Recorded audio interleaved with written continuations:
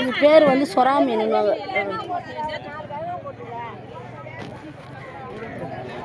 இது என்ன மீன் நீங்க சொல்லுங்க பார்ப்போம். உனக்கு தான் போன வீடியோ போட்டா